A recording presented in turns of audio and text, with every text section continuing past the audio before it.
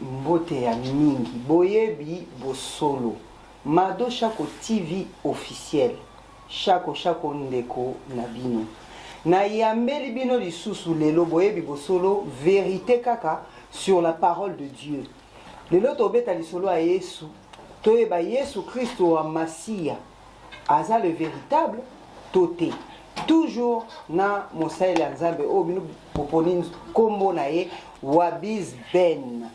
Bonjour mosaïle Nzambe. Bonjour maman. Gédéon Moussiana. Bonjour.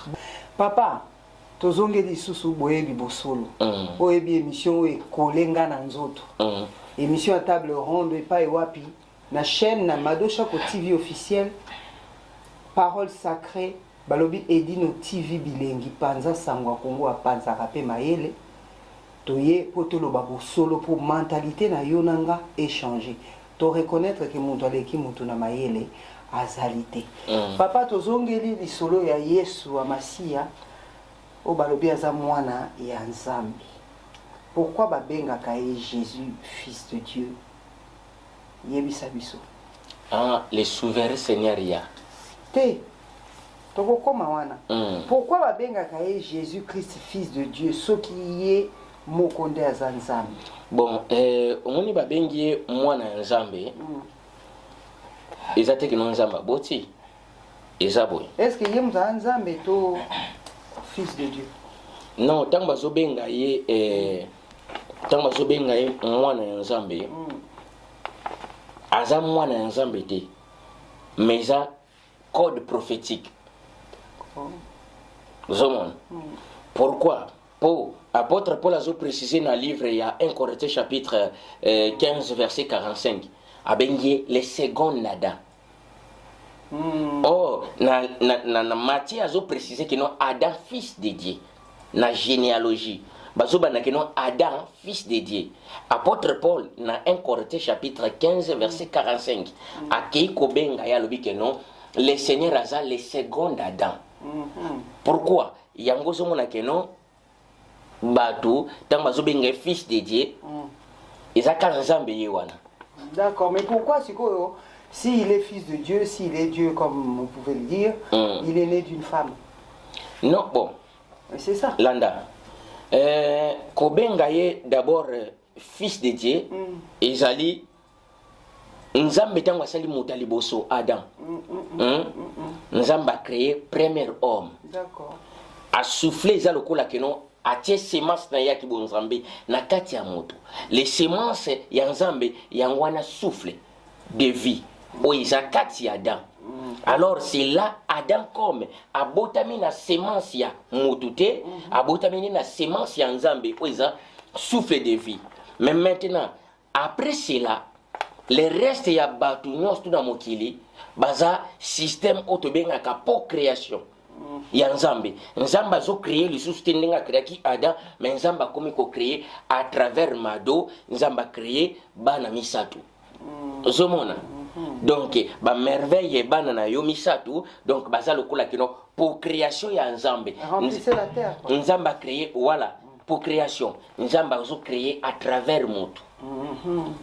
Mais maintenant, donc depuis commencement ya monde, et yeko sala keno une autre personne a yé kozala a yé ko existe na terre oyoyo abotami le souverain Seigneur ya o babenga Jésus abotami na semence ya motuté. Donc on dit miye que ça Jésus. Tiens, na lui o babenga Jésus. O babenga Jésus. Donc, mais son nom, son vrai nom. Son vrai nom c'est Ya. Quand c'est ça Yesu. Tiens, na lobi tokini malamu. Yesu Christo. Tokini malamu. Aza Yesu te. Mundele ba baptiser Yesu. Yesu, d'accord. Pour religion o bazwa ki ba récit ya Bible bazo baptiser bato. Donc ba yé na esprit que non to baptiser. Na Afrique ba yé ba bandi ko baptiser biso. Donc le prénom auto zakanango netu ba bengo Mado Madeleine. Donc Madeleine ça vient pas de nous. Et Chako c'est à nous. Donc Madeleine ça vient de l'Europe. Donc par imposition, il y a colonisation. D'accord, ok, bon. Est-ce que le Seigneur souverain Ya, comme vous le stipulez, est-ce qu'il se trouve dans la Bible? Mais bien sûr, Azako se retrouve dans la Bible. Quel passage, quel chapitre? Mamado, au moins, tant balobaka, tant bazolobaka, non, même dans l'église, bah précisément sans le savoir. Alléluia. Alléluia, ce n'est pas Alléluia. Non, on entend Alléluia, Seigneur souverain. Non, juste Alléluia. Ma camion, c'est dans la Alléluia. Décortiquez-nous un peu. Nakati Alléluia, ce n'est pas Alléluia. Non, Alléluia, Amen, non. C'est Alléluia. Alléluia. Donc c'est comme si que non, celui qui est le mentor, Azako poussé peuplé, Alléluia. Or, Bible zo précède sur le livre, il y a le livre Apocalypse chapitre 19. Babita wasali retourne aille. Bateau, maintenant la foule commence à crier Alléluia, Alléluia. Or ce n'est pas Alléluia.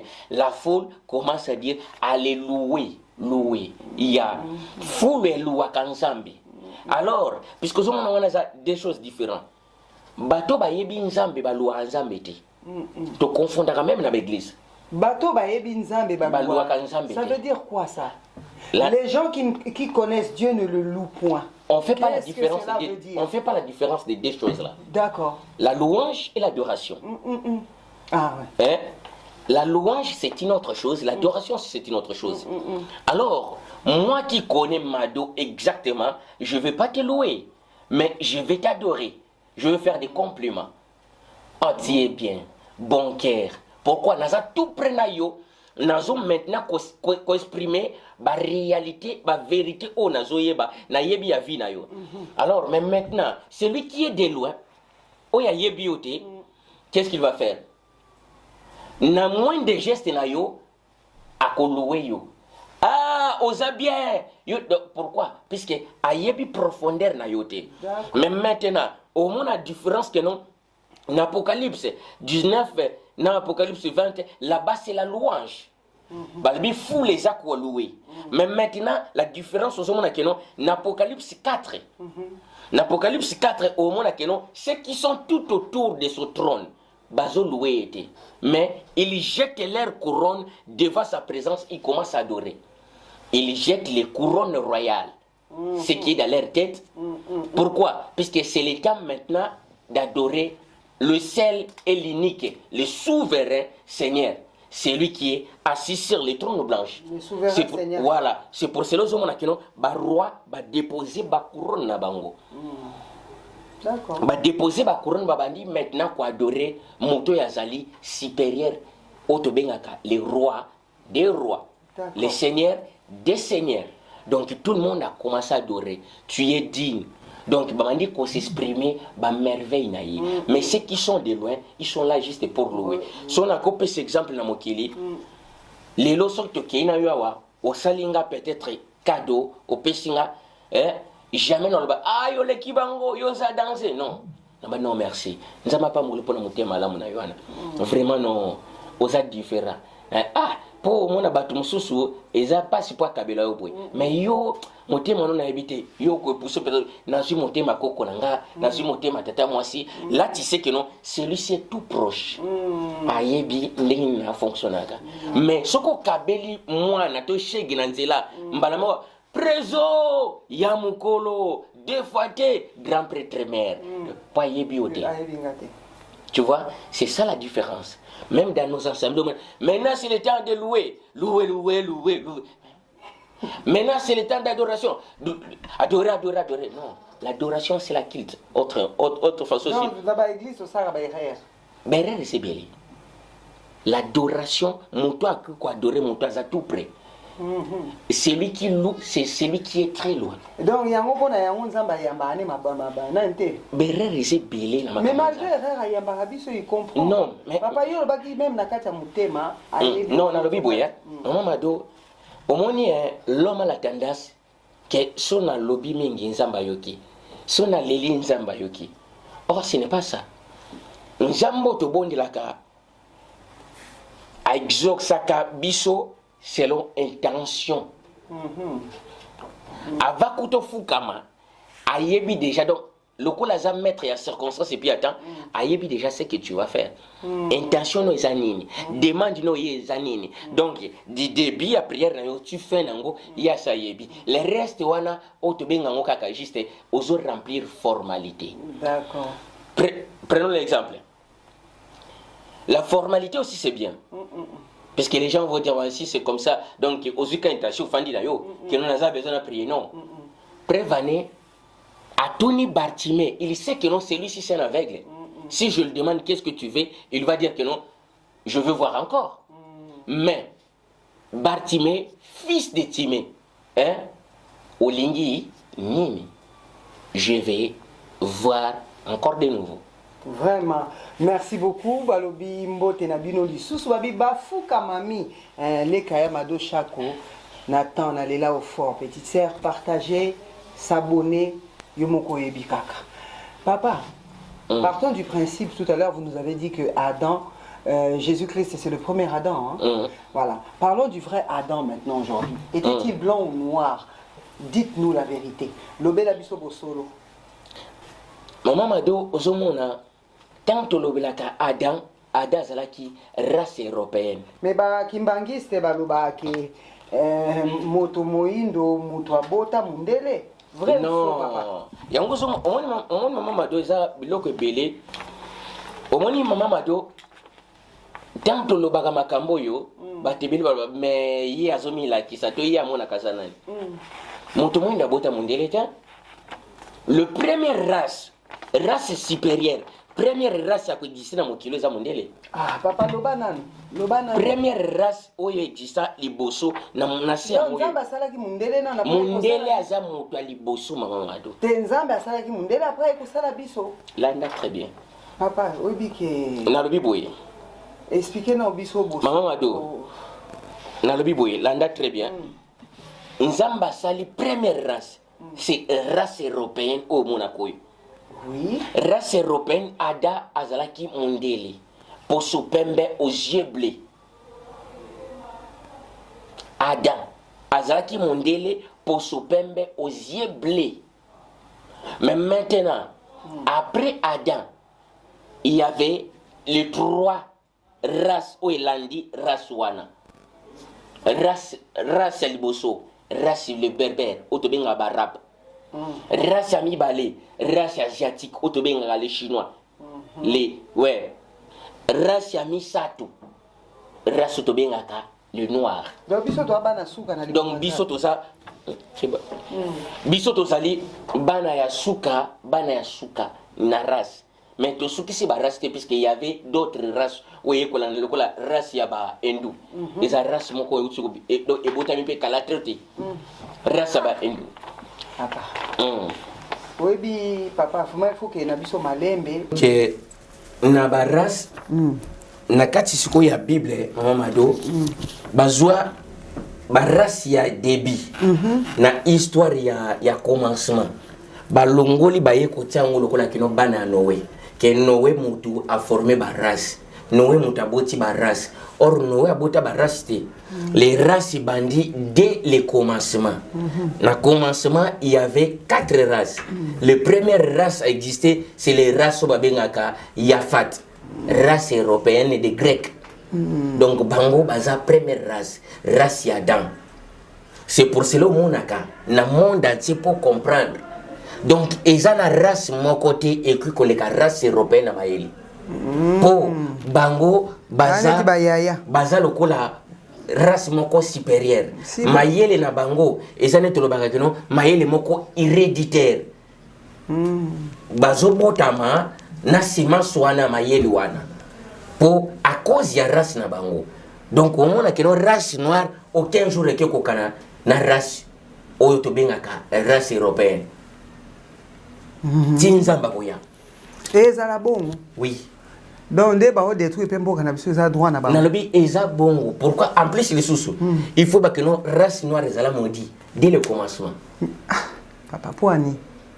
Autant que la Bible est un livre. Papa, ingano zela yondo lobe la biso solo bo. Attention na tanga na yebi yango nazana espoir que ezala bongo te. Voilà, race noire les maudit. Na Bible. que non, tu seras esclave des autres frères. Na histoire à Noé. Cham aza maudit, pourquoi babine a qu'un côté à la nudité. Il y a Noé. Tant Noé la moki, balbine que non, yo au cause la maudit, aux maudit parmi mes frères na yo. Mais où est le rapport avec l'homme noir dedans? Mais puisque c'est les commencements. Le noir mutamona qui mutakala mut. Et ça départ l'en très bien. Te papa il faut le noir mutamona qui nudité. Noir mutamona qui nudité. Mais maintenant, or histoire on a bâti que non noir amoni nudité ya Noé. Et ça histoire ya Noé azaki mutu mwindi. Noé et ça côté histoire on a été. Landa histoire ya Noé. Et ça histoire ya commencement. Et ça kosangisa na histoire ya fruit défendu. Ndenge na précisaka. Le fruit défendu est un fruit te otomuna gote le fruit balia ki lokola pomme ne tomuna batiaka na apple. O le pomme eza signification ya fruit balia ki non c'est faux. En tout cas papa tozonga nanu na esika moko na ebite so na posa que yango na za sous moi sûreté. Papa Yesu Christ olobi aza le premier Adam. Mingi balobi il est Dieu, Moussous balobi fils de Dieu. Mais si c'est le cas, comment se fait-il qu'il est né d'une femme? Si c'est le cas, comment se fait... Et ça est solo ou pas? Est-ce que ça bien ou pas? Non. Si c'est le cas, comment se fait-il un zamba botami et pas à moi aussi? Moi aussi. Oui, c'est normal. Pourquoi? L'anga très bien. Au moment où Mamado, Yesu azan zambe, ndengi babilobaka Yesu azan zambe, le souverain Seigneur ya azan zambe. Mais maintenant, comment se fait-il la botami la moi aussi? Oui, Landa. Na départ ya nyonsto nzamba keli Adam après avoir okela Adam alalisi mutu pongi tango alalisi mutu pongi azui semence ya Adam, d'accord, pour créer les autres 3 races. Obi a créé 12 personnes. A créé 12 personnes. 3 couples ya géants, 3 couples la taille ordinaire au Tozali. Pour dire qu'avant Adam Zamba Kelaka déjà. Non, Adam c'est la première création. Oh, mais papa, yo ba son émission avec. Mais Kassiamo n'a précisé. Adam c'est la première création en Zambie. Après cela, Nzamba lobi Nzamba tango a créé Adam Sili. Nzamba a prononcé le comme côté. Il était toujours dans son silence. Après kokela Adam alalisi Adam profond sommeil. Na profond sommeil abimisie semence ya mibali. No côte. Ce n'est pas côte et ça la kamututi. Mutaza semence. C'est logique. Voilà. Mais bon, Nzambe il est capable de tout. Nzambe alanda kapé. Nzambe alanda ka principe ya Bible. A deviakate. D'accord. Pour préciser les gens le que non. Faisons ceci afin d'accomplir la parole. D'accord. Nzamba y a se soumettre même la parole. La parole na yemoko. Il est Dieu. Mais maintenant, Nzambe alalisi motu pongi azui semence na yangwa créer 12 personnes. 12 personnes. Na 12 personnes wana ezali juste 3 couples, 3 races. Là très bien. Na 12 personnes, détails différents. Les 3 couples, ils ont 6 personnes, bazaba géant, 3 garçons, 3 femmes. 3 races différentes. Mais maintenant, na taille ordinaire au Tozali. Ezali pe na 6 personnes. Donc ça fait combien? Ça fait 12. Na 12 wana Tozali ko na 6 couples. Na 6 couples wana Tozali na donc na détails différents. Est-ce que vous comprenez? Papa nazo yoka po ebi ki ozwa na makambo. Voilà. Mais maintenant, na détail wana Tozali na ba géant. Et puis Tozali na bataille ordinaire au biso Tozali. Na bataille ordinaire au biso Tozali. Ba géant bakenda wapi? Ba géant nazoya. Les géants bazala supprimés na terre à cause ya révolte. O ba se révolter qui contre Nzambe. O ba boti na basi. Non. Géant bota na moi cité. Mais papa bino mombo yesa so baba kamo yo ka géant bota ki ba yamba sala mindele. Yo yeke mindele ba bota mi avant.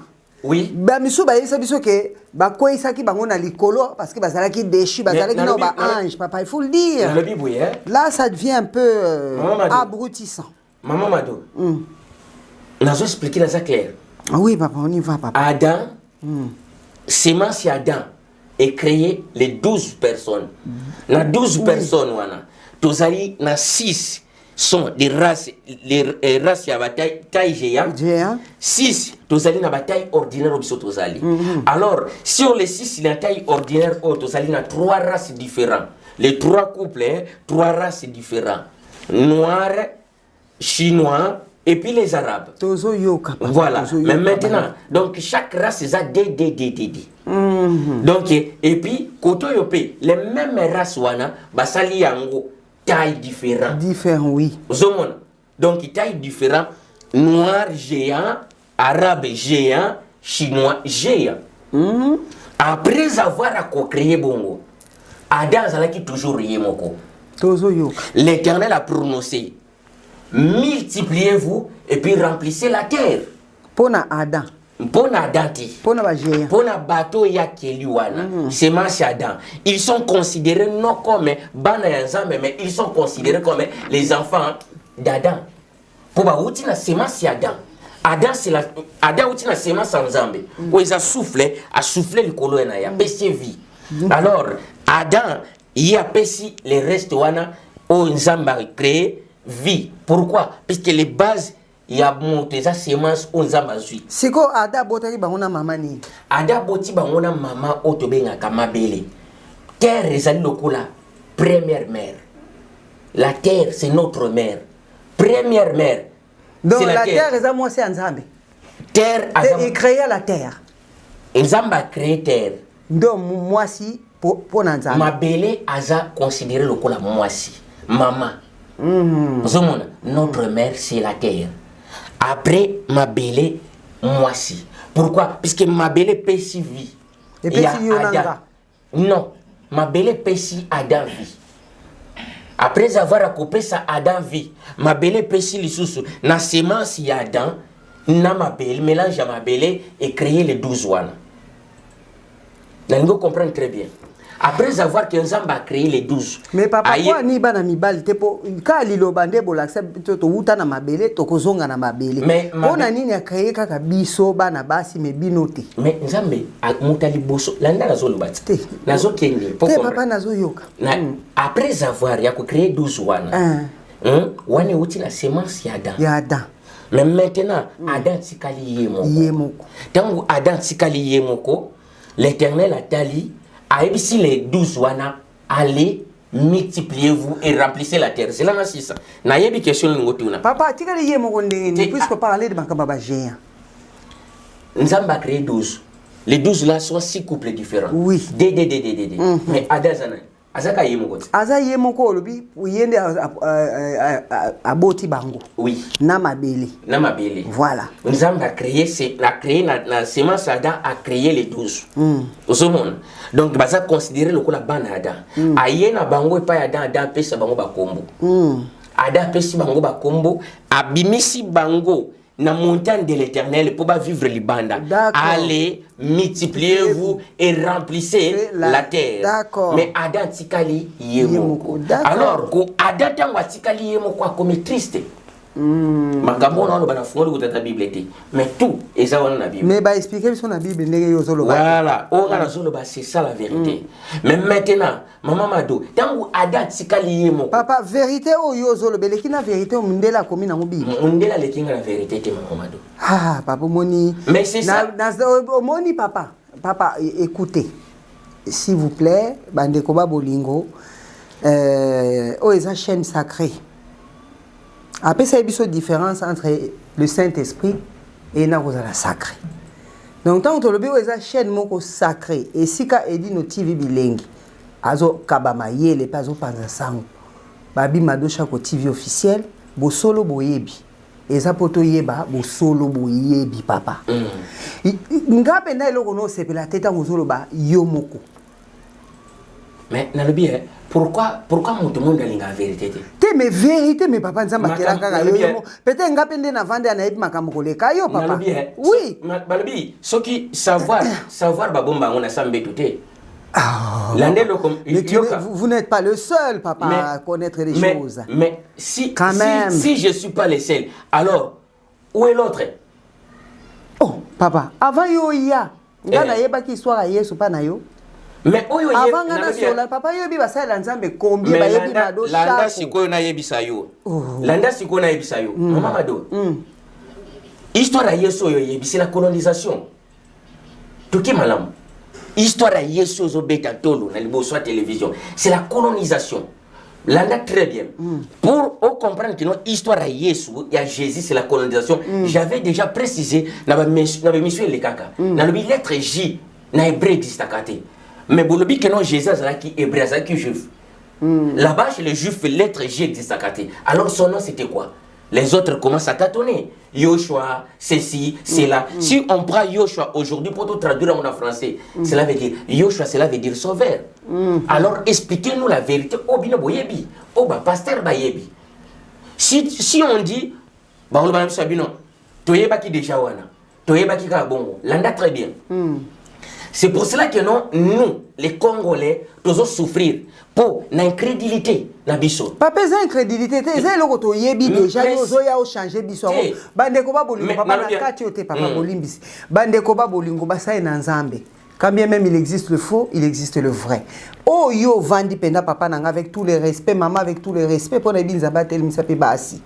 Au monique tato azana bosolo to azolo babosolo mais ezala makambo ezozanga to azolo balukuta luka mwana na bino ndeko na bino mado chako TV officiel na confronté bino na tata oyo wabis ben Gédéon Musiana po ezali kambu na molimo lobi milimo na biso ebika yango chaîne oyo parole sacrée et salami po batuba bika milimo na bango poto yebike. Atato bengue Yesu Christ Masia, atato bengue le souverain sacrificateur, le souverain Seigneur ya. Tozana likamba molimo fo bika poto kutana na ye. Papa, naza ko importuner yoti.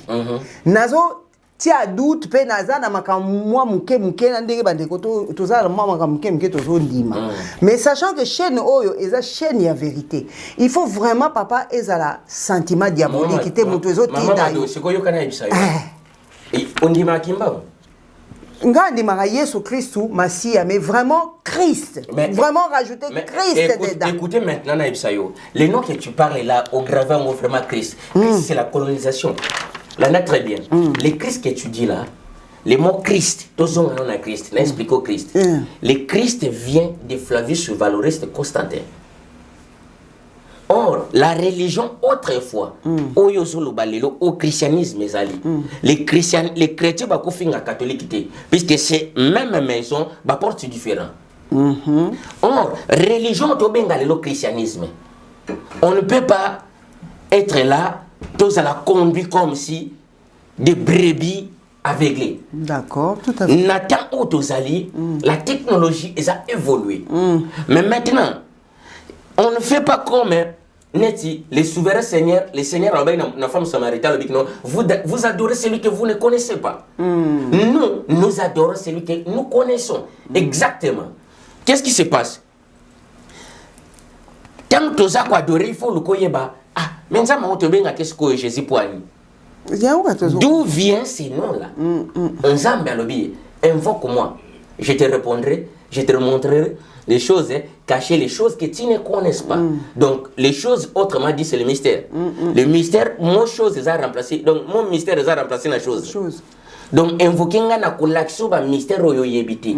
Aux hommes, aux accords ignorés. Mais maintenant, quand vous parlez, le Christ, le véritable Christ, mais puisque vous êtes des ignorants, excusez-moi pour le terme, vous êtes des ignorants, il faut d'abord savoir d'où vient le nom de Christ. On veut le savoir, mais maintenant, pour autant, on ne peut pas accepter non plus, parce que vous avez parlé, allez, ça y est, vous avez parlé, parce que nous vous connaissons pas. Mais écoutez, Toyebiote, pasteur rebelle pe ba kosibiso. Donc aujourd'hui nous sommes méfiants.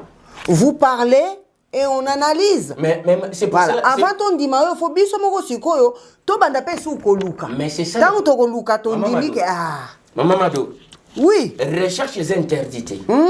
Or, on a zoloba, ce n'est pas caché quelque part. Et ça toujours wana. so sali recherche au monde. Mais papa, moi Nzambe pas humble papa. Attaque tout Seigneur souverain Seigneur nous l'adorons, nous l'élevons. Nakata émission au poyende Yesu Christ wa Masia. Azalaka humble papa. Bah mais mi ça écoute on zété. Je suis pas humble. Te yo za humble te papa. Mais na za humble. Limbi sanga papa za humble te pour oso affirmer que je suis le seul papa. Mais maman Nzambe pas pexi biso moi. Mais mon maître, mon père, il disait je suis avec toute fierté. Oui, mais ton maître il disait, c'est pas toi le maître qui disait. Écoutez, le fils de lion. Hein, c'est le lion. Ah, merci. Oui. Mais maintenant, quand mon père disait que non, c'est pas le père. Je suis le chemin, la vie et la vérité. Alors, comment on peut connaître que non, ça s'impresse? C'est par son langage. Et puis par son autorité. Et c'est Dieu qui nous toucher pour que nous, on croit.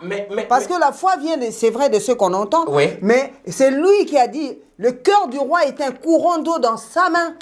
Ah. Il incline partout là où il veut. Et nous, on attend de la part du Créateur qu'il incline nos cœurs à écouter, à croire ce que vous êtes en train de dire. Écoutez. À partir du moment où il y a un peu de doute, il faut que...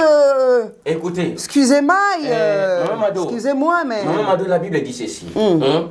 Mes brebis, mes enfants connaissent ma voix. Alors, quand un vrai parle, tu dois directement connaître que non, ça ne vient pas d'un homme. Puisque Maïel Moussouta Mouta Lobibwe, Obiginote, Bilokoyo, et ça t'a quelque part. Mais on est en 2022, puisque, tu sais, je me disais souvent, je dis, si j'avais eu peut-être la grâce de faire beaucoup des études comme les autres, aujourd'hui peut-être, on va peut-être commencer à me qualifier, tu vois, les savoirs qu'elle a pris à l'école, l'a rendu peut-être Maïel dans une école et troublé moto. Mais maintenant, oyoyo, ils juste Maïel à Bonsambe. Doyo tangate. Natenka ndam awasi ya pena na mo pelet. Ah, papa boni boyko. Natangi CAP awo. Doyo tangate papa. Oh. Ah, papa tika. Maman doyo kasko na ibisa. Na ibisa ndam. Omoni ba classe ya Kinshasa, ils sont différents awo. Et puis ba vie sociale à Kinshasa, c'est très différent. D'abord, il faut savoir que non, depuis les bas âges, na âge déjà, il y a 5 ans, je suis orphelin de père et de mère. Na koli maintenant pas tata moi si. Alors, dis-moi alors, tata moi si, alpesa yo kwanga ya kolia otana libumu, et puis souvent ma classe to alukelo susuya, ya ba classe mila. En tout cas, bandeko ba bolingo na kanisi moi une histoire. Donc to yamba papa, eso to lobito sangisa histoire na ye. Na otozo solo la oyo to koma na ba question et belete émission ko ya ko koma mulai pe bino mo kande boko ya ko lemba papa to kota na opena na kata makambo ya Yesu histoire no to ko sala émission mususu o ko betela biso zana onani papa makambo ozo bimisa ezo senga pena batu ba yeba qui êtes-vous papa siko yo lobi Nzambe mutasala ki peuple mindele liboso to komi na ba asiatique ndenge ka kotangi bon soka sala ki bandibu tozana Mohamed wapeza Mosele Nzambe tozana Yesu Christ Masia tozana banzambe belé botokanga makaka sur le principe, sur la base que Mohamed na Yesu ya Masia, des deux serviteurs là, si on peut les appeler ainsi, qui est le vrai sauveur? Mais déjà c'est ça le problème. Mamadou, Tambalouka sauveur, mais il faut comprendre déjà racine, source, il y a problème pour monter à Bima sauveur. Mais papa, ton Lucas, on a il faut que l'anglais passe là là-bas. Té papa, il faut Abel a Kofi. Abel tant a Kofi. Abel, Makila et Abel est sali ouverture. Ouverture, oui. Il y a séjour des morts. Puisque le séjour des morts, la plan Zambie, ça l'a quitté. Ah, ok. Zomona. C'est pour cela Zomona que notre tango, Abel a Kofi, son esprit, et ça n'a place tout Kende. D'accord. Et comme il y a Namokili, ils ont crié Panzambi. Zomona. Ah oui. C'est là que, dans Genèse chapitre 4, le Seigneur a interrogé Caïn. Où est ton frère? Or, il y a un monsieur qui a tout le gâteau fan de la case jeunesse. Oui. Pour na fungo la jeunesse on a mobimba. Il faut fungo. Il y a des choses terribles la jeunesse. Le col a déjà départ les ala mabé. Il y a un nakati za la bien dit. D'accord. Ba baby si débit na kati kotoyo. Batu batambola kaka on dirait batu mo ba nager na maya salité. Mulili. Mais tout nager kaka poto zoluka. On fait de mon mieux, de notre mieux quoi. Tu vois, c'est comme ça. Même maintenant, dans le makila wane tangi, les seigneurs maintenant bandi koluka, de quels moyens a-t-il sauver l'homme? Landa très bien. Quand on dit Caïn, Caïn c'est lui là, Adam. Caïna, cela veut dire gardien, gardien des sanctuaires. Bakodango, Caïn. Na libanda tango akiba coder les mecs. Il y a trop de mecs. Les mecs, tu vois. Donc net le baga mec. Donc monsieur wana. Le mec d'ici, donc c'est les ino, mec d'ici. Voilà. Bambo te na belé. Ozomon. Mais maintenant, après avoir mutasala crime wana, ya koboma moto, du bosso c'est Adam. Il a tué Abel. Or Abel, selon histoire, to quoi prendre rango, Abel c'était l'enfant de Ève. Abotiena Adanti. Quand on dit le serpent vient pour tromper Ève, serpent y est pour accoucher na Ève. C'est faux. Les serpents, ils ont mutu nalibanda race to bengaka l'un des races noires. Donc, oyo bazwaki nakata ya nzoto ya Adam o basalaki ba jeya ba bimisa bango hors paradis. Monko na bango nda botaki na mwana ya noir ya mwana omoni batang ba ndiko se multiplier. Les un fils de noir. De noir. Po yango mo place to sukaki. Na kokisa pona yawa. Dongo, do biso ba noir to bandi mabe depuis. Voilà. Mais maintenant Landa. Landa Mamadou. Nzambe tango a créé ba wana 12, amisi bango libanda bi multiplier vous. Adati kali yemoko na présence nzambe na mo chaste. Na présence nzambe yemoko. Alors nzambe atala lobi non, il n'est pas bon que l'homme soit seul. Alors il n'est pas bon que l'homme Adam soit aussi seul. Par rapport à quoi? Pozumona batuna ba dede. Bawana dede. Ye ka yemoko. Alors c'est là que l'Éternel Allah laissé sous Adam pongité. Il est parti maintenant pour faire les deuxième mois si oya bimina yemoko nzambe. Donc la même formule wa salela ki Adam, la même formule à saleli Ève. Donc l'Éternel suka komi na nini na bana mi balé na paradis. Moi si na mobali basalami et pas na ye. A souffler ndenga souffler ke pa Adam, ndenga souffler et pas ya Ève. Ève a créé na semence Adam. Mais landa sikoyo. Tant bazo fanda ona aebisi bango le bino donc érotisme awa was interdit. Vous ne pouvez pas pratiquer ce que les nations na libanda ba pratiquer awa. Les consignes des sacrés et banda depuis les origines. Mais papa c'est que nzamba sala ki Ève na bosoloka parce que papa ya yeba sali maman ke ça et non landa là c'est ça histoire et ça histoire mon merveille. Oui papa po yo lobi aboti kutu na dante aboti na mutu alibanda kana ko mona bango ndenge. Il faut yoka. Oui papa to yoka. Après cela va so vivre wana. Ada Ève za lokola compagne de service, non compagne à femme. Donc compagne de service. Il n'est pas bon que l'homme soit seul. Il n'est pas bon que l'homme soit seul. Appelez-moi si. Appelez-moi si. Appelez compagne de service. Puisque les montagnes que l'Éternel résidait, mon chaste. Donc on a moi. Ok. Vous comprenez? Donc les ministères au monde à l'église catholique. Ma sœur n'a pas sango. On a pas un couvent, mais boza na relation té. D'accord. Donc érotisme ça interdit. Interdit. Donc on va salama quitter pour bazala bon moi c'est voilà. Donc c'est multiplication ezaka ya bato libanda. Allez et multipliez-vous. Remplissez la terre. Mais les deux là sont mes serviteurs. Bango bazaki net basay na nzambe. Oui. Bango baza ba serviteur. Après cela, na ordre sacré ya nzambe. Il y a un temps nzamba benga bango Adam ba pusani babandi ko adorer. Papa Dimbi Sanga. Donc ça veut dire que bah condamner moi sur moi ça côté de estrade teya et ça lukuta. Et ça solo. Mais papa Deni puisque bah soit qui peut Eve pour un service en Gambie. Il y a un azoké. Ah OK papa OK. Maintenant batie bangomi balé le ko la ba serviteur. Mais moto a un droit de parole, c'est l'homme puisque yenda za serviteur à liboso. Yo yé le ko la aide ou accompagner kaka na service. Mais maintenant l'un des fils ya noir aye kotuna bango aye kotuna Eve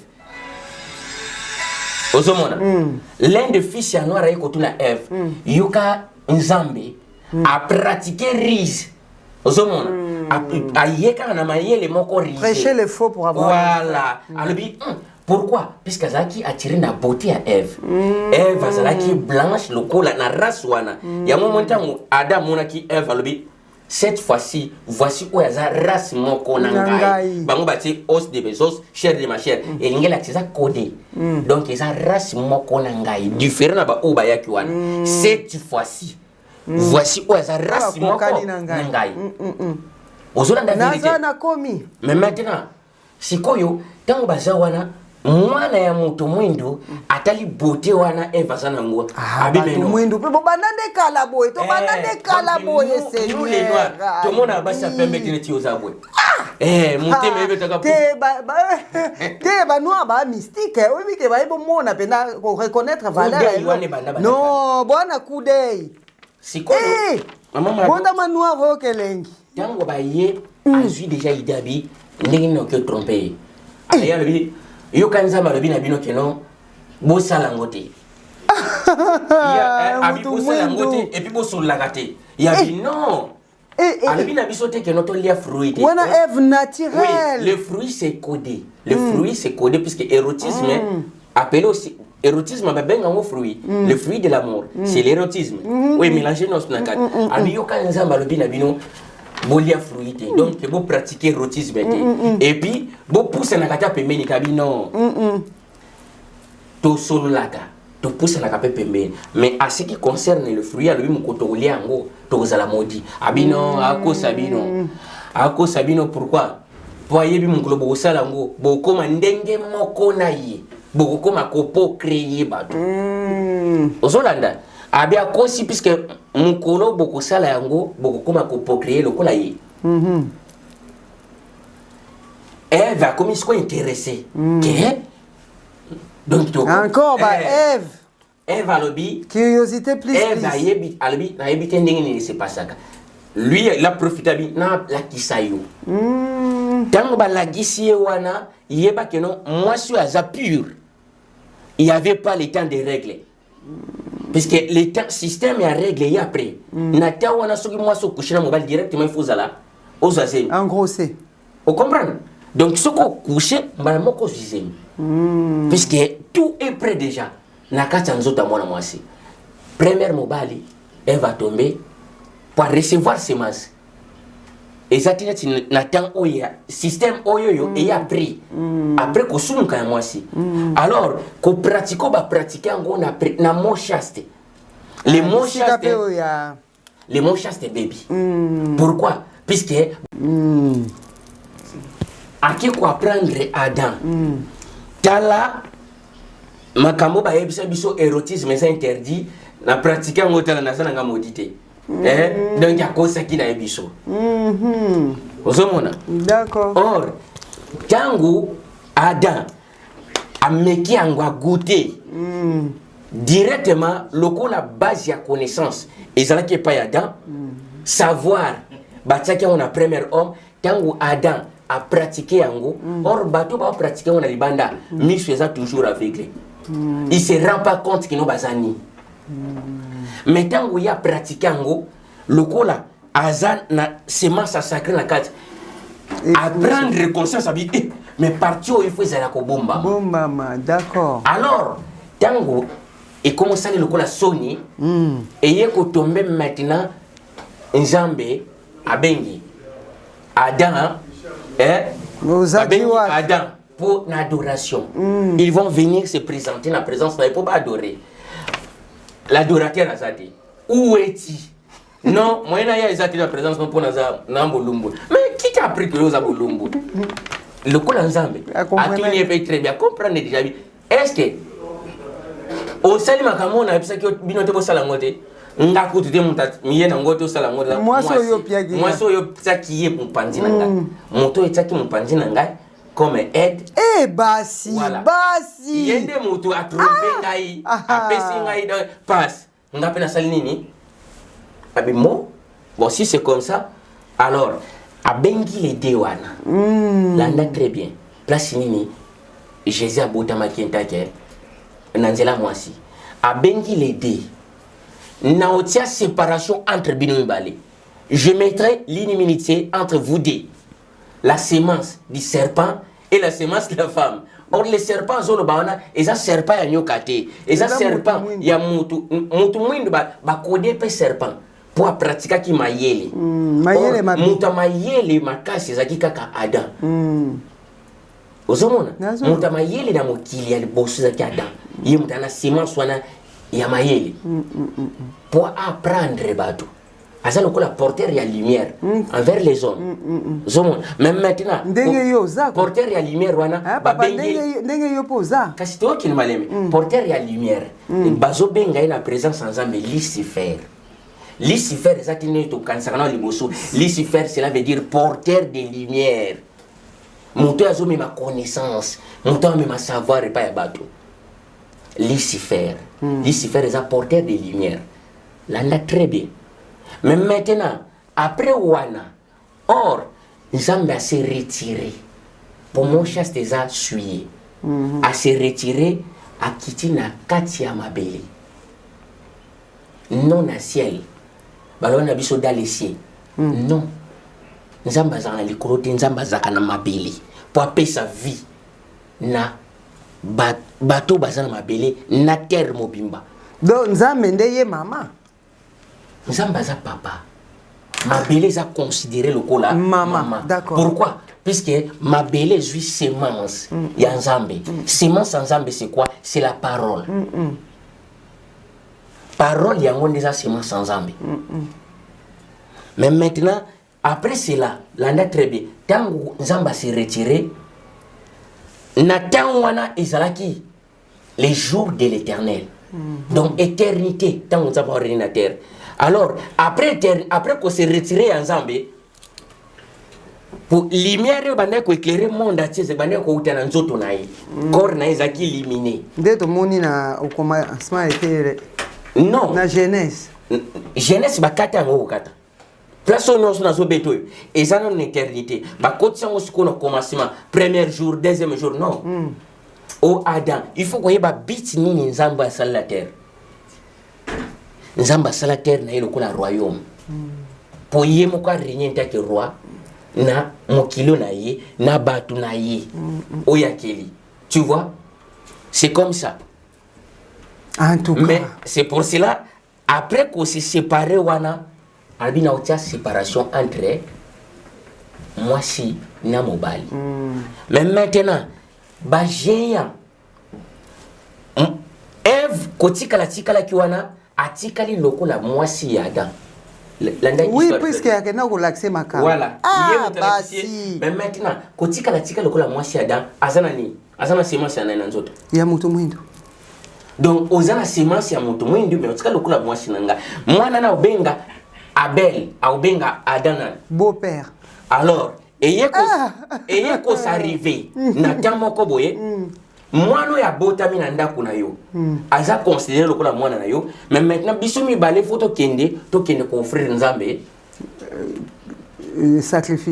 sacrifice adoration zomona to yé na offrande na biso to présenter pa Nzambe tant to memi offrande na biso prière na yo Nzamba zo kango lisusu te pourquoi pour Nzamba décida que comme yo moi so tromper yi bato libanda bauti na libanda baye ko tromper awawa yo mutu mwindu la malédiction des noirs ute pas et pas mutu ute pas Nzambe na bouche Nzambe yo race noire osala inférieur parmi les autres races osala considéré parmi les autres races yo mwasi yeba que non basi nyostu ya terre baza maudit à cause ya yo.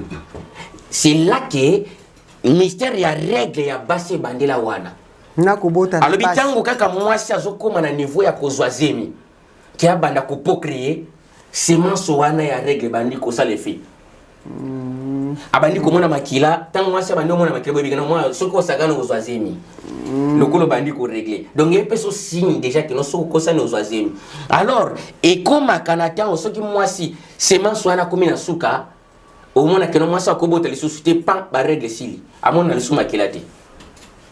Vous comprenez?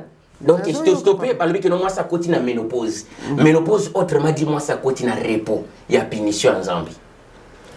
En tout cas. Vous comprenez, maman? Donc, c'est là, il y a un gros mona. Après Wana, Nakanda Wana et Kosala, Adam, Azomona, que nos prières n'a pas comme assisté, moi, na matango yo, prière n'a pas exaucé. C'est là que l'Éternel et Caïn a abomi Abel pour la jalousie. Caïn a abomi Abel maintenant pour la jalousie. Pour le dire que non, moi nous yakobo la place nangai. Pour Adam utatika lokola roi ya univers mobimba. Nzamba pesi lokola bino bo humilié na pesi maintenant comme supérieur na bino nyonso. Pour y exista qui ava bino nyonso. Tout à fait. Mais maintenant moto exista qui ava batu nyonso abomi siko moto pour la jalousie. Donc à sali lokola yé papa ya batu nyonso à sali ouverture il y a séjour de mort. Au comprendre? Mais papa nyonso on ezeka na kati ya dessin nzambe pour mukileza la lelo boy. Nyonso wana tokoloba omoni nzamba za munene. Nyonso wana eloko moko zate pour mutu moko ta ko si prendre nzambe. Nzamba yeba ki déjà nyonso. Ya ngomo na continuation donc ça lokola nzamba beta déjà histoire na yi. Voilà mettre en scène bon. Donc a beti déjà histoire na eza ko se réaliser bon. Mais na kati ya histoire azate na bato a destiné bango bino oza destiné uniquement à faire. Non. Atiki l'homme libre arbitraire. Donc c'est à toi de choisir si on a suivre chez Moyo na Rubika, si on a suivre chez Moyo na Okufa. En tout cas. Donc c'était dans ce sens-là. Alors les géants maintenant, tant ba bengani Adam pour abomi, ba bengani Caïn pour abomi Abel, ba bengani Adam pour abomi mwana ya Ève. Or, Nzambe a précisé que non, dans Genèse chapitre 3, verset 15, je mettrai l'hostilité entre l'homme et la femme. Na otia séparation, ya bano ya ye moko, o babimi na ye, na otia séparation. Semence na yo, et ko écraser, semence na yo et que nyata, et ko faire souffrir oyo. Mais semence ya o ya mwasi, et ko boma, semence na yo. Mais maintenant, aussi longtemps que non mwasi, oya zaki na semence na ye Abel maintenant moi na moi si akofi moi ça tikali lokola mais vide azali sous na postérité. Genèse chapitre 3 verset 15 je mettrai l'hostilité entre la femme et les serpents. Ce qu'on retourne semence ya femme ezanani pour femme azalaka na semence te muta porta ka semence za homme. C'est là que Zomon a que non. Maintenant, le Seigneur n'attend. Le Seigneur Poya. Le Seigneur Poya, maintenant, il est bisanga à Obima côté ni. Côté à moi si. À Obima côté à moi si. Pour préciser là qui déjà, Caïn, Adam, n'a aucune séparation. Le coup là que non, Mabé et Banda qui paye à moi si. Il faut nga le coup là n'a pas racheter. Donc n'a pas le quoi réparer. Il faut l'abîmer la côté ni. Na abîmer là et pas à moi si. C'est pour cela Nzambe abîma et pas à moi si. Azabolingo toujours. Pourquoi? Pour Moïse aïe à l'habit que non pour mutabika il faut tout ça là ba sacrifice makila ba animal. Makila ba animal toujours présenter en gros pour ça la couverture ya makila ya belle. Or makila etanga kezaki anyamate ezaki makila ya mutu. Alors makila ya mutu kaka nde mutu komema et couvrir les sous mon oya débit. Pour l'homme habite que aussi n'a qu'à makila mon cause la innocent. Aussi longtemps que non, bisognos tout na terre, toza ban na yadan. Donc toza bisognos tout na kata terre, toza ban na yadan. Pour tout na semence yadan. Semence yadan. La procréation toza semence na ye. Or dès le commencement, toza condamné na péché. Oh, maman na biso Eva salaki. Oh, le papa, crime. Crime quoi? Crime au papa bomaki moto. Ah oui, oui. Donc, crime. Mais to bandi na ozala maudit bien avant. Voilà. Donc, quand to bota maka to bota mana péché Adam et Ève, to bota maka déjà en tête ba condamné.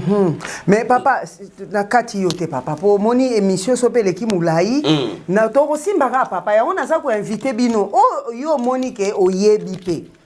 Po bo solo boyebi to yeba mutaleki muninga mayela zate mado chaque TV officiel papa na profiter na pesa papa nanga Mathéus Bidisomba yeba la Bible akoya pe na émission papa est-ce qu'il y a Zanzambe il y a Zanzambe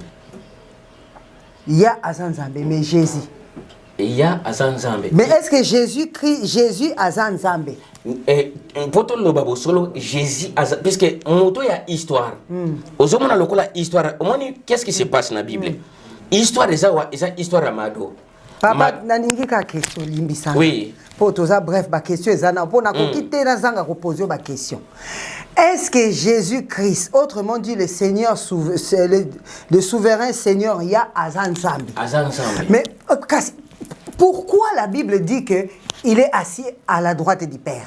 Bon, c'est ça que je comprends pas, papa. Ma Bible. Maman Mado.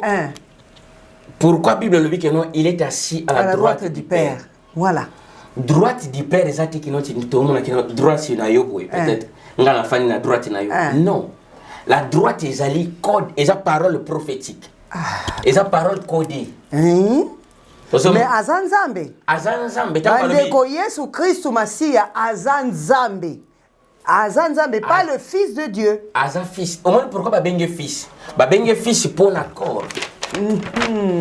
Nzambe a créé, Nzambe a sali corps. Aux hommes na Psaume 40. Na Psaume 40 verset 7. Ils ont précisé tu n'as voulu ni holocauste ni offrande, mais tu as créé un corps. Mais voici, je viens pour faire ta volonté. Puisque Nzamba lingi, pour Nzambe péché et abdebi. Elimbisama. Bazo salaba offrande ya holocauste makila banyama. Psaume 51. Psaume 40 verset 7. Ah, 51 pesade. Psaume 40 verset 7. Donc bazo salaba sacrifice au nostre. Donc loi ya Moïse mobimba. Alors, na Psaume eza lokola prophétie. Alors, tu n'as voulu ni offrande, ni sacrifice, ni holocauste. Mais alors, tu as créé un corps. A créé un corps moko pour corps wana eya parmi les hommes. D'accord. Mais maintenant, au moment où non, Romains chapitre 8 verset 19, Paul a précisé aussitôt la création attendait avec une désir ardente la révélation de Fils de Dieu, la révélation de divin. Pourquoi? Puisque Ésaïe chapitre 35 verset 4 à 6, ils ont précisé que non, tant Seigneur le Dieu akoya parmi bino, tant Nzamba koya, selon promesse n'a pas ça qui a Psaume chapitre 40 verset 7. Quand le Seigneur le Dieu créateur, le divin akoya parmi bino, bakoka, baotambola, bakufimisu, bako baumona, ba maladie, ba mort, ba la ressuscité. Landa suko malam. Matthieu chapitre 11. Matthieu chapitre 11, ils ont précisé que non, Jean-Baptiste a tindi batuba kende kuna kokutana na le souverain Seigneur. Dites-nous, est-ce que ça y yo oh ba prophétie a passé là-bas que akoya, est-ce que ça yo nzambi que koya on a le bakenon ezanga nzambi mais après si réponse il y a Ésaïe chapitre 35 verset 4 à 6 eliko bani papa alobi boy na Ésaïe chapitre 35 verset 4 à 6 ils ont précisé que non tangu nzamba koya ba aveugle ba omona ba baba ba oloba ba bosono ba koka ba otambola ba mort ba osala ressusciter mais maintenant lokola na Jean tindi bakende kotuna botuna ye est-ce qu'ils a yé totozila mutu mosusu aza koya oya zanzambe olia a sa réponse que non boke yebise zangai a sa réponse prophétiquement bokende ko yebisa Jean ba aveugle ba moni ba baba ba lobi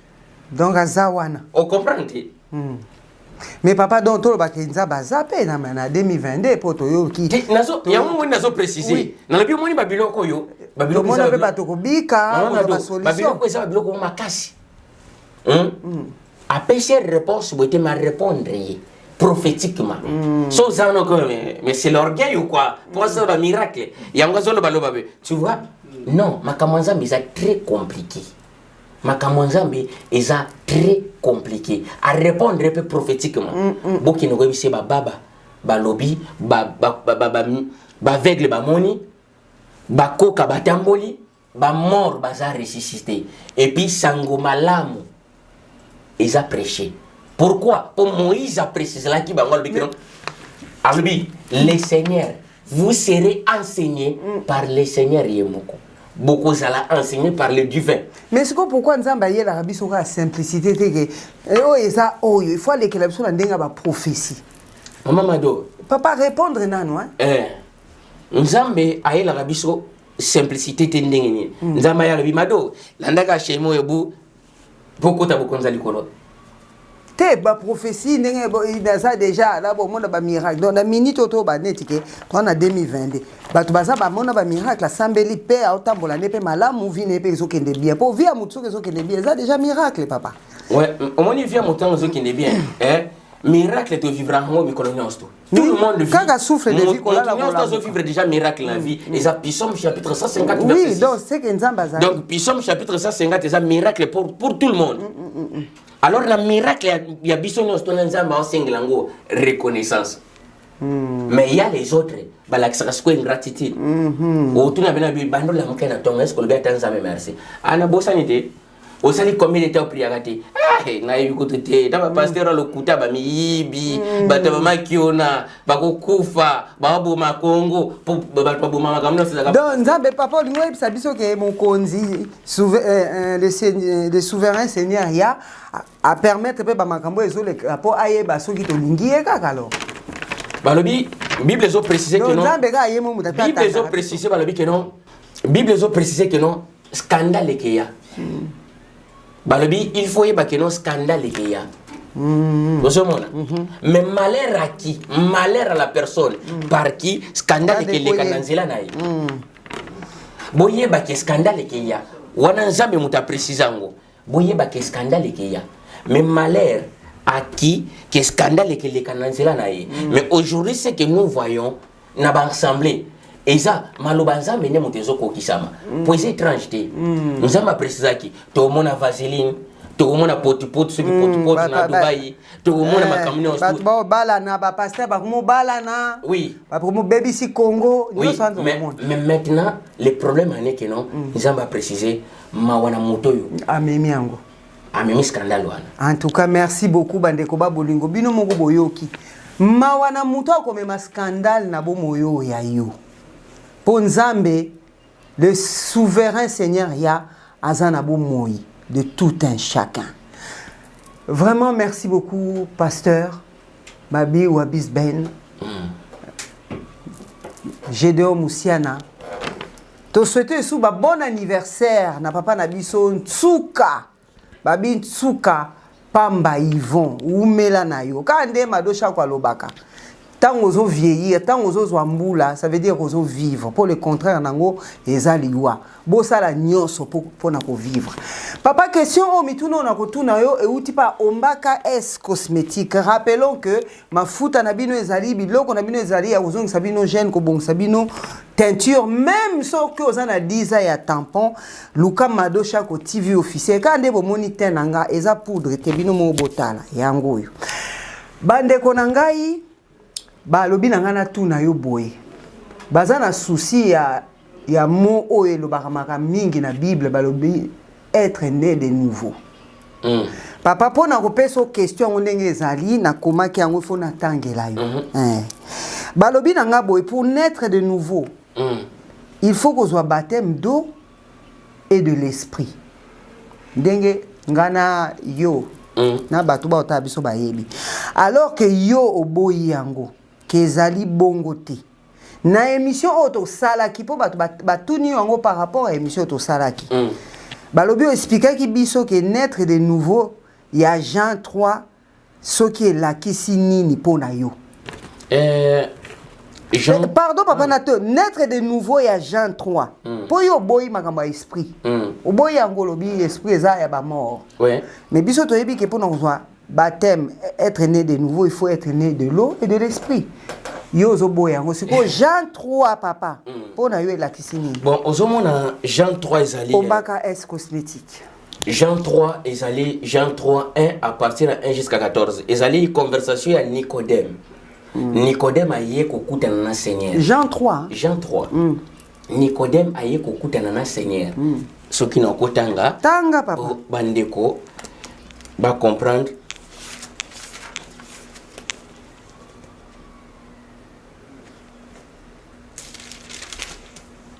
Jean 3, j'ai lu la parole. Mais il y a un homme d'entre les pharisiens nommé Nicodème, un chef juif, qui vit lui auprès de notre Seigneur de nuit et lui dit, Rabbi, cela veut dire maître. Maître, oui. Nous savons que tu es un docteur venu de divin. Car personne ne peut faire ces miracles que tu fais si le divin n'est avec lui. Alors, le Seigneur lui répondit, en vérité, je te l'ai dit, si un homme né d'eau, il peut voir le royaume des divins. Nicodème lui répondit, comment un homme peut-il naître quand il est vieux? Peut-il encore rentrer dans le sein de sa mère et naître? Le Seigneur répondit encore pour la deuxième fois, en vérité, Jean chapitre 3, verset 5, en vérité, je te l'ai dit, si un homme est né d'eau et de l'esprit, né d'eau et de l'esprit, il peut entrer dans le royaume des divins. Mais, car ce qui est né de la chair est chair, ce qui est né de l'esprit est esprit. Ne t'étonne pas que je t'ai dit, il faut que vous naissiez de nouveau. Le vent souffle où il veut, tu attends des bruits, mais tu ne sais d'où il vient ni où il va. Il en est ainsi de tout homme qui est né de l'esprit. Nicodème lui répondit, comment cela peut-il se faire encore? Le Seigneur lui répondit, tu es le docteur de la parole en Israël et tu ne sais pas ces choses. Mais papa, il bien Israël, baba et Congo. Pour Bachanza Congo na précisa qui Congo ya Congo balonga batia Congo ya Israël. Na be monsieur qui ya to comprendre your story. Alors, question tuni na répondre très bien. Awa bandeko bateyaka nouvelle naissance. Bazwaka Jean chapitre 3 verset 5. Balobi ozomona tina Jean chapitre 3 verset 5 ils ont précisé que non, c'est lui qui est né d'eau et de l'esprit. Ils peuvent entrer dans le royaume de Dieu. Donc cela veut dire, né d'eau et la kisi baptême, il y a maï. Et puis, kozina maï, et puis, oyambi aussi baptême de l'esprit. C'est Isaba Koneri. Maman Dolanda. Papa, est-ce que na minute papa to kenena no moni mama kamango yo ngai bande kotang batuna nga moko donc et donc papa c'est un scandale. Oyebi bana combien papa? Batu combien na misusu batiki biso na mukili baza esute bazonga immatriculation na bango na mukilo effacé. Bazo ba baptême wana ya mai na ya esprit. Po yo ya na bosolo bo yebi oloba que c'est des conneries. Mo langa sikona fungola mama do yo kasikona yebse awawa. Omoni na histoire yo conversation ezabwe. Nicodème azali na groupe ba pharisien. Oui. Bato ba ndeko boya Jésus. Pourquoi? Parce que bato nyonso ba yebi que non, c'est les pharisiens qui sont les serviteurs. Yanzambe. Lui là, on ne sait même pas d'où il vient. Il vient nous rencontrer des salades. Comme j'ai en scène, je prêche. Les gens disent que non, lui, il y a makamuna et to comprendre makamuna makasi trop. Papa batbako considéré aux pharisiens. Mais dernièrement babenga ko Barabas. Mais problème est ça yo kasi qu'on a expliqué yo. On comprend. On y a pas le dans la Bible. Nicodème a yeko kuta na Seigneur, alobi na ke non, biso to yebike, ngana yebike yo za docteur. O uti pena na Nzambe. Pour mon côté, a yeko kuta na secrètement na butu. Donc a joué hypocrisie. A l'ongwe na groupe ba misusu a yena butu po ba mona été.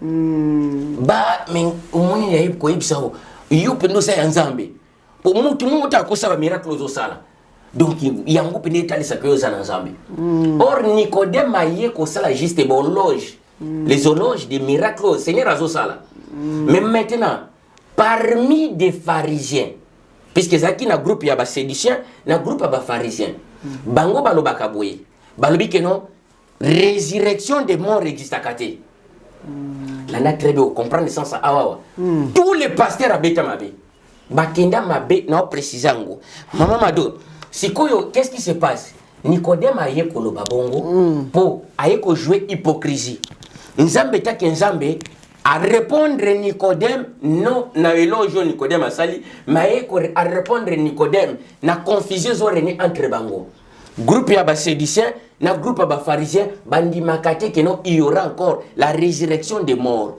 balobi l'homme ne vit qu'une seule fois ce qui a koufi terminé vie se stopper wana mais ba sédiciens balobi il y aura la résurrection des morts mais maintenant tangu ya yé la namalam c'est que nous appelons la nouvelle naissance. Et cette nouvelle naissance, c'est un baptême. Non. Le Seigneur a pratiqué langage codé. Il faut que vous naissiez de nouveau. Il faut vous la ressusciter encore. La résurrection des morts, c'est la nouvelle naissance. Donc, la résurrection des morts, c'est la nouvelle naissance. Là, nganayo, to botami, na chair. Ce qui est chair, ce qui est né de chair est chair. Mais ce qui est né de l'esprit est esprit. Donc, il faut te koufa pour te bénétrer de nouveau. Voilà. Mais papa, baba, explique biso bon. Mais si papa.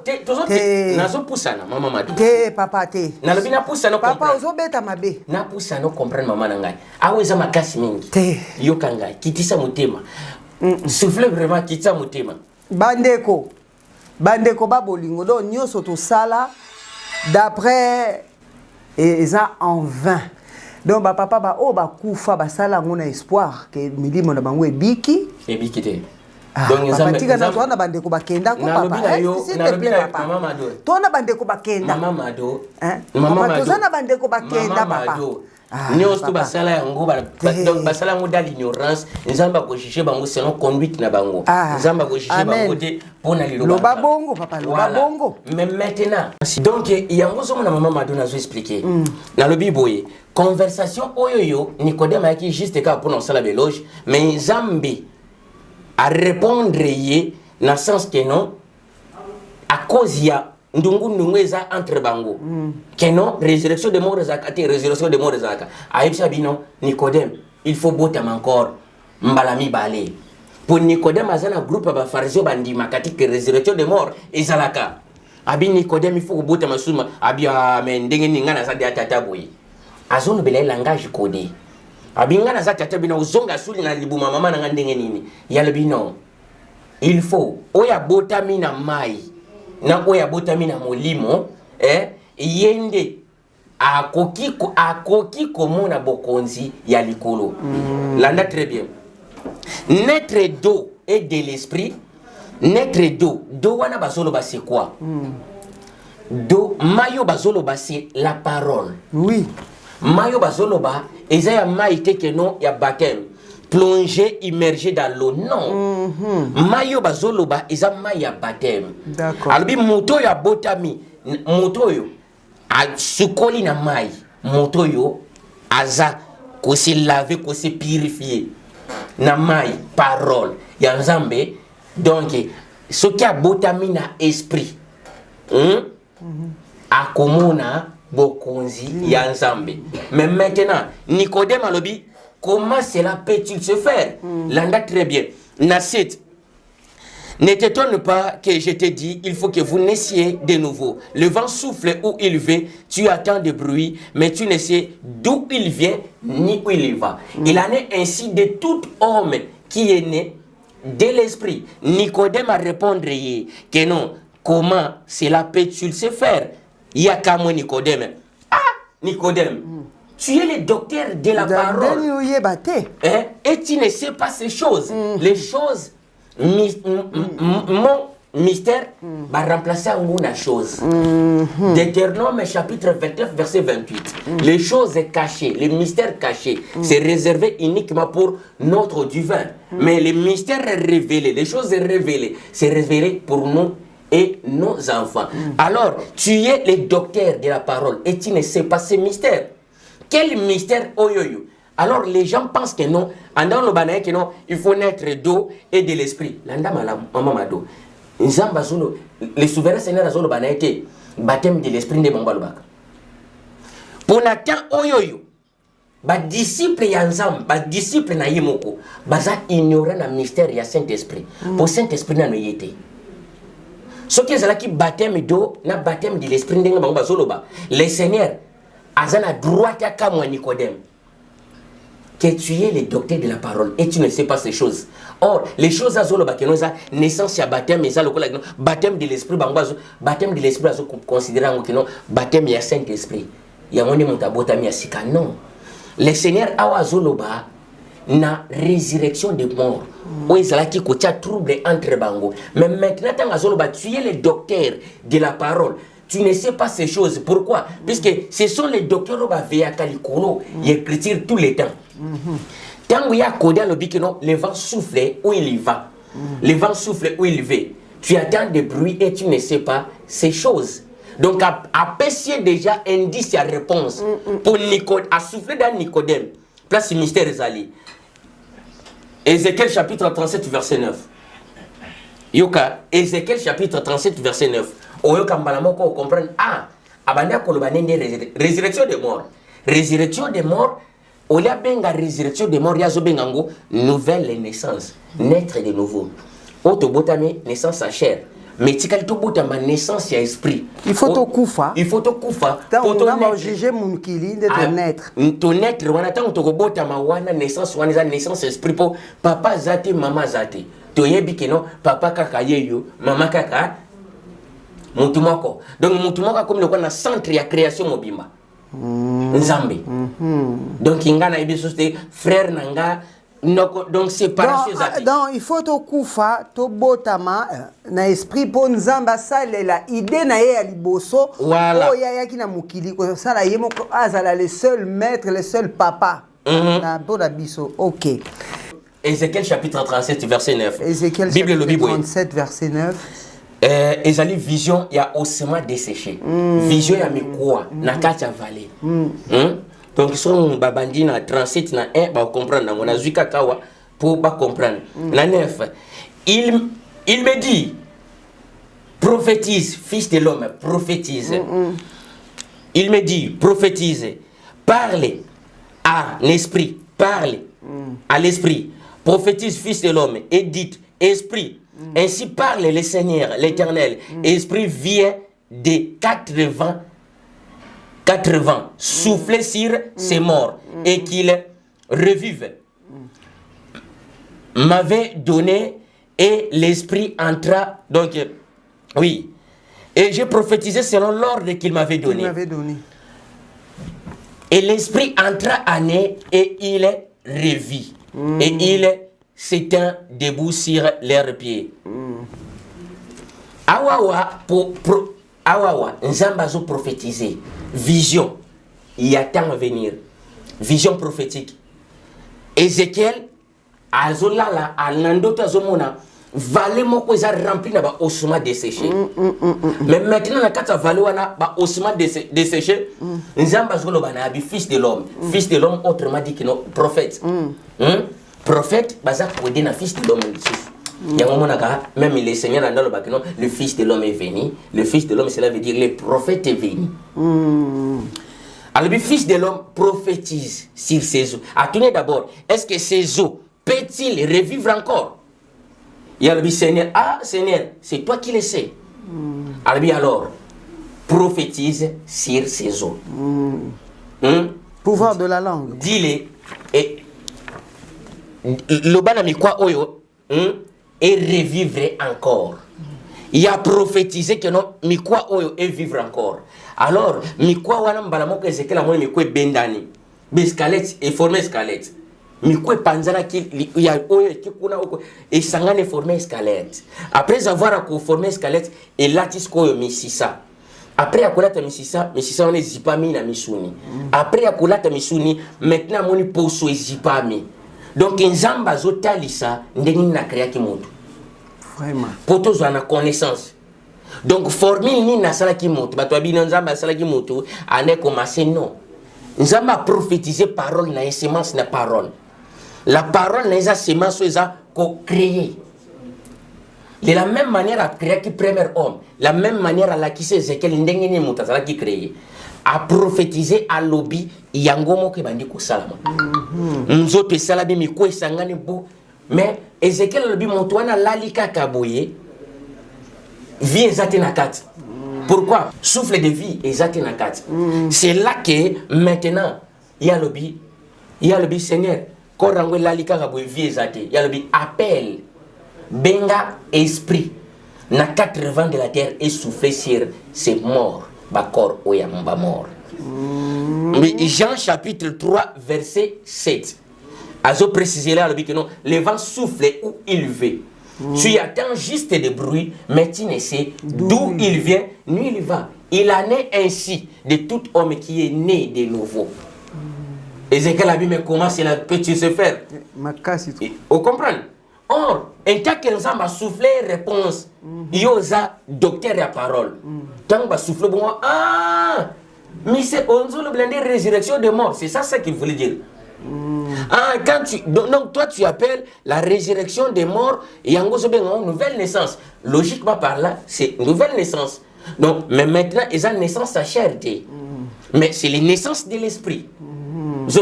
Pourquoi? Puisque nous tous, nous allons naître non selon la chair, mais selon l'esprit, où ils allaient du vin. Donc, après, si nous sommes encore vie, donc, nouvelle naissance. En tout cas. Vous comprenez? Donc, exactement, nouvelle naissance. Tu initions la maille, tu bimisio. Après aussi, tu as une position de main. Au commis, au bout il y a une appréciation qui a des conneries. Des conneries, mamadou. Bon, Zambé, Zana Makila. Bonzambe ezana makila tosuki awa bandeko ba question ezali sou ebele mais tokozonga ka babi boyebi bosolo.